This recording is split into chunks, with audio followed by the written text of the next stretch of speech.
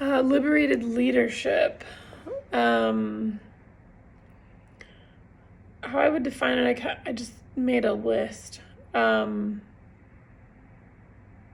which I quickly realized was kind of just the antithesis of, not the antithesis of, but I was raised in a small business, a small natural food store. And I watched my dad manage 15 employees my whole life. And he was great at it in a lot of ways, and in some ways he wasn't. And I kind of realized after I made my list of liberated leadership that it's just the opposite of the things that I grew up watching him do, that I didn't like. So anyways, my list is listening, listening to everyone around me and considering their opinion as just as valid as my own. Sharing the load. This is kind of assuming that I have a team, which I don't currently, and maybe I will one day. But sharing the load can also mean sharing the load in my everyday life, because I mean, it's business, but I don't really view my business as separate from my life. And I have a kid and a husband and a whole life, and finding ways to share the load of housework and childcare and mental load and grocery shopping, and cooking and all that goes along with being a person as well as being a business owner.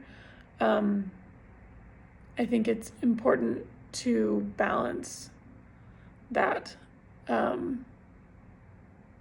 This feels more clear in my mind than it is as I'm speaking.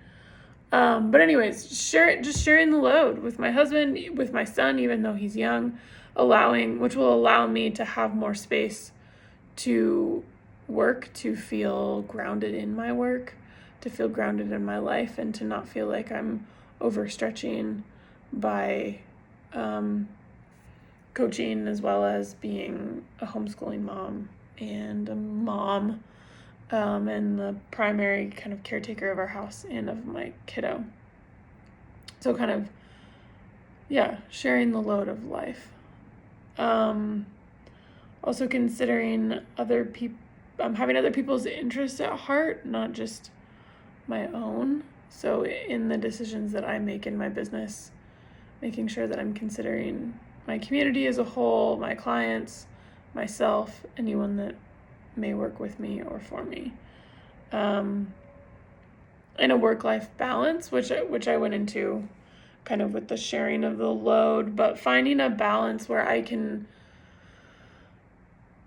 honestly, ideally for me, I would work 3 days a week, right? This is at present because I have a 6-year-old that I'm homeschooling, but if I could work 2 to 3 days a week and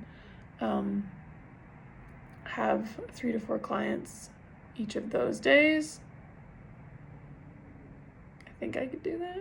If it was 2 days a week, 4 clients, I could navigate that well. 3 days a week, 3 clients each seems good. But anyways, I'm trying to figure that all out, but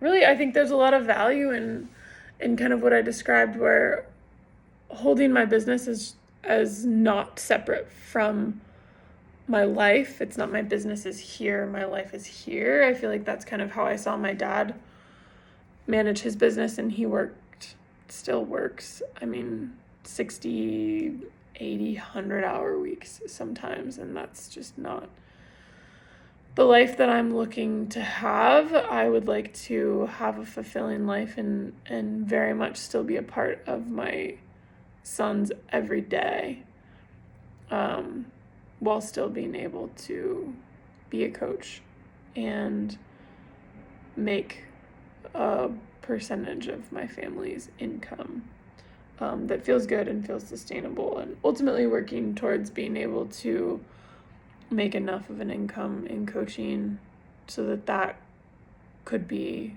the only income. Not that it needs to be, but it would just feel good to find that. But that's down the line once my son is older, because my highest priority is my son And I guess that falls into the liberated leadership where I want to have a business. I want to be a coach and have a coaching business, but my family comes first. And that's a huge privilege that I have. My husband is able to work and support us in that way, but yeah, really a balance of time feels like the biggest thing for me.